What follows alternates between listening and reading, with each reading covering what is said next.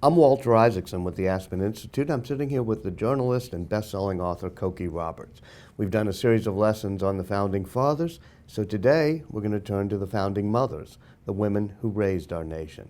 What was it like to be a woman in colonial America, Cokie? It was hard. It was really hard. Just getting through the day was hard for anybody, but especially for women because, of course, they had all the chores. Just think of it. What was it like to clean something, anything? But also, disease was so prevalent, Walter, and so a woman could lose, and her husband as well, could lose 2 children in a week.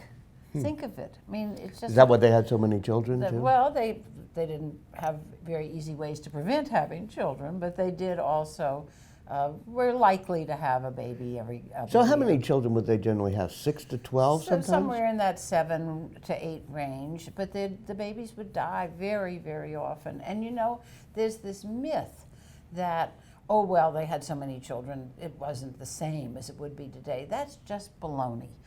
These women and their husbands were deeply affected by losing these children, just as we would be today. Was there a difference in the regions? In other words, if you lived in the North or the South, what it was like to be a woman? Well, if you were a wealthy woman, or a woman who influenced the Founding Fathers, in the South you were likely to be a slave owner.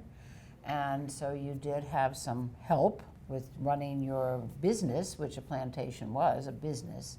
But that also involved being an administrator. And so there was a lot of work involved of being the mistress of a plantation. In the North, these women who were in the orbit of the Founding Fathers also were likely to have a servant. But again, they did an awful lot of the work themselves. What about education for women? Education varied tremendously. So that, for instance, one of the women I write about, Liza Pinckney, 2 of whose sons, her 2 sons, were generals in the Revolution and went on to become great statesmen in the early Republic.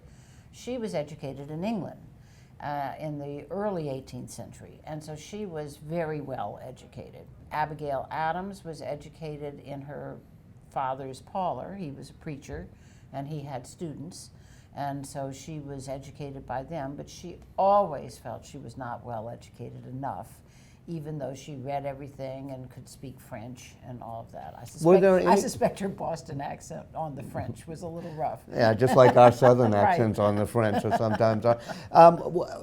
Did they get to go to school, like we would call high school? Not really.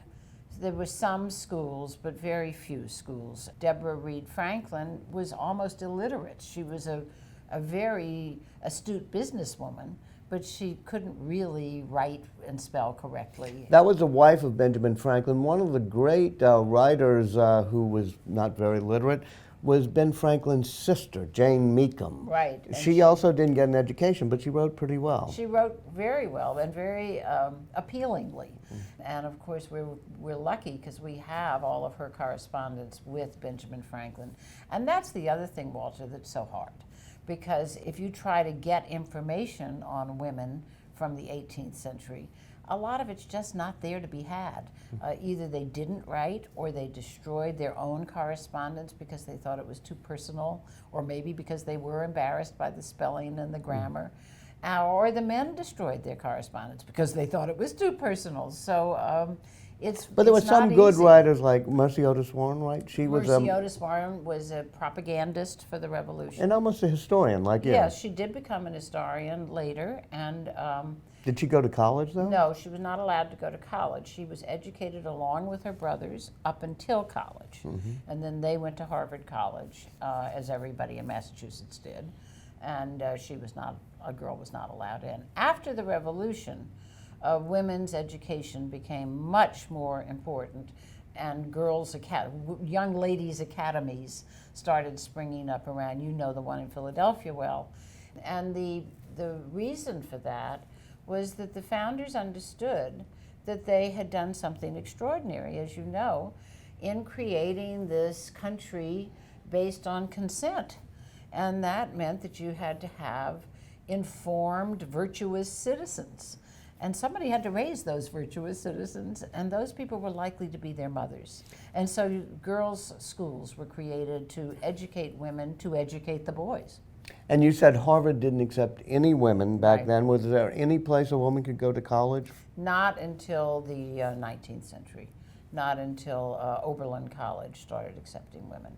There were secondary schools like Emma Willard, which were almost like a college. I would compare them to a junior college today.